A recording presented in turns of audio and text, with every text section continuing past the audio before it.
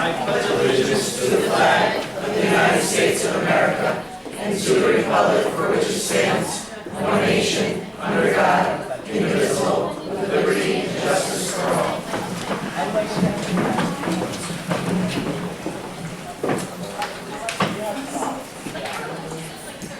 The only district announcement I see is Friday at 8:30 a.m. at School 14 will be the annual Red, White, and Blue Day. So if anyone's in your town, please do so. Public input on agenda and non-agenda items. The Board of Education recognizes that it serves the residents of the enlarged City School District of Troy, New York, and we encourage public attendance at our meetings and welcome your comments. Please limit your comments to no more than 5 minutes so that everyone who wants to speak has an equal chance to do so. If you are unable to finish your remarks during the 5-minute time frame, you can supplement them by submitting a written statement to the board clerk. The board regrets that because of time constraints, it cannot respond during the public comment period to questions raised.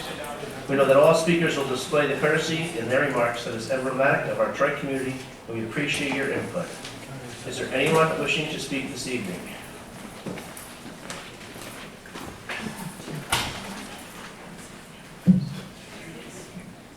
Jim Canfield, principal of the Alternative Learning Program, School 12. Excuse the way I am, please. We've got a football camp behind us, so we're running down here. I just want to talk about 3 staff members real quick. Earl Harrison is retiring, 40 years of service. We call him Earl the Pearl, and that's exactly what he is. As a principal, I love seeing Earl in there every day. Loves kids, loves what he does, and we are going to miss him dearly. So I just want to recognize Earl as he's going to be retiring this year and he's on the agenda. 2 other people that, we lose folks and then we have folks that come aboard. 2 people that are going to be receiving tenure tonight. Michael Struck, he is our ELA special ed teacher, and Estelle Burns, who is a teacher assistant that works down in the special ed area. When I say these are outstanding individuals, again, these are genuine people who care about kids, go above and beyond. I'm proud to be their principal, and I'm very happy that the administration has agreed to give them tenure. Thank you.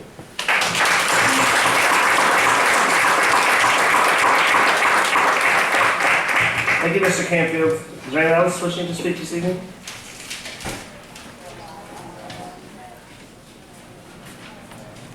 Hi, I'm Rachel Cara, and I'm the mother of an 8th grader.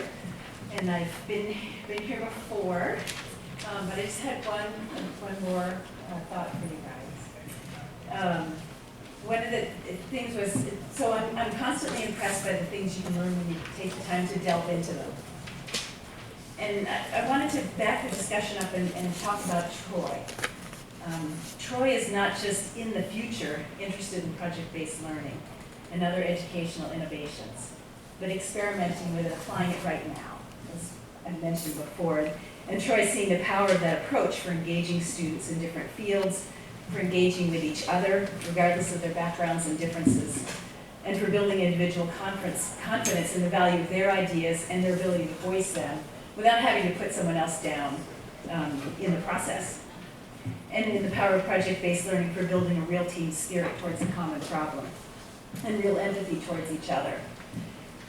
So I was wondering, what if we had all come through school in a project-based learning approach? How might that change how we're approaching this problem or this project right now? So what I wanted to open the discussion of is, what is the relationship that Troy would like to have with Tech Valley High School? Tech Valley High School was not created to compete with school districts. In one sense, as I mentioned before, Tech Valley High School is a CTE program for those students for whom this approach is particularly important. Students whose enthusiasm for learning and working with others we might lose without it. But primarily, Tech Valley High exists, was created to facilitate bringing project-based learning and other educational innovations into the area. They run a 2-day Innovation Institute, July 6th and 7th this year, which is free to staff from participating schools. So educators and administrators can spend time delving into project-based learning or makerspace instruction or other instructional innovations that they can then take back into their schools. They also offer free staff support opportunities. including offering to facilitate the district's professional learning community efforts to set goals and pursue next steps, offering learning by observing Tech Valley High School classes in action, offering individual coaching for teachers who are actively engaged in project-based learning. And in an authentic collaboration, Tech Valley High School is eager to share its deep network of community and business partners with interested participating schools. And finally, starting this year, they offer a free week-long summer camp they call Camp Innovation for 7th and 8th grade students. This year it's 43 students in the first year, and they're intending on doubling that size next year. And there's no limit on the number of students that can attend from any district. So Troy's been pushing forward in many of these areas, and thus is in a lot of ways already ready to take advantage of these opportunities. And having a few Troy students attending Tech Valley High School is in no small way an important way to keep hands in this effort. Troy Tech Valley High School students, in addition to the Troy P-Tech students, can present on their experiences in such an environment. On their experiences from learning in such an environment. And student presentations are a powerful tool which can serve to establish additional meaningful partner connections in a district. And they can also have the important effect of further engaging both teachers and families in the communities on the value of these no-cost educational innovations, such as project-based learning. It is indeed a CTE program that gives back. It's just that in order to see and to utilize this offering of opportunities, we must shift to viewing it through a collaborative lens rather than a competitive one. Thank you. Is there anyone else wishing to speak this evening? If not, I will then we'll have the treasurer's report. Mr. Hoteling? Thank you. Everyone has received their packet. All budget transfers are listed. The majority of them are any salary cleanup that has to be done towards the end of the year. We're approaching the end of June, so those transfers are very limited, and we're still reconciling all the purchases that have to occur. We are projecting a surplus as we have for the last couple of months. It went down slightly in this projection. This month, towards the end of this month, we will have to make a determination on where that surplus goes as our budget actually goes down next year, so we can't put any more into unappropriated fund balance. We talked to the board in the Friday report a few weeks ago about that, so we gave you what our ideas were. We'll have some more detail for this Friday report, where we talk about, we're getting closer to the end now, so we'll have estimates of numbers and what our suggestions are for each of those reserves that we talked about, and then the board can certainly get input from there. Do we vote on that? That'll be on the June 21st agenda, but I'll let you have it before then. But new this year, state law has changed a little bit in terms of all reserves. We used to have some methodology used for 2 of our reserves. Now all reserves have to be board approved. So we can no longer do a methodology to put money into the reserve. You'll have to pass a resolution for anything. Those are workers' comp and unemployment reserves. So those will definitely be on the board agenda next board meeting. The auditors are currently in this week to help us with those year-end calculations. And so we'll have a much better idea when they're done this week, and all accounts have been reconciled. Are there any questions? It's only 2 days. We'll have it by Friday? Well, the auditors are here now. The auditors are here this week. If not, we'll have to send it next week, but the auditors are here, and as long as they get a chance to we'll be talk to us cleaning a lot about of them this week with them, so we should have a pretty clear idea of where we'll end up. And we still have 2 weeks to go. Any other questions? Thank you. Action items. Action items. Approval of minutes as listed. Discussion. All those in favor? Aye. Staff matters classified. Move for consent agenda items number 1 through 21. Discussion.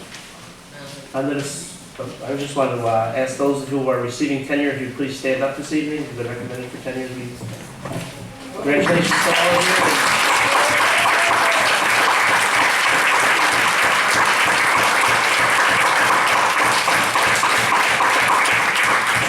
Congratulations. We certainly wish you many, many great years here in the Troy City School District.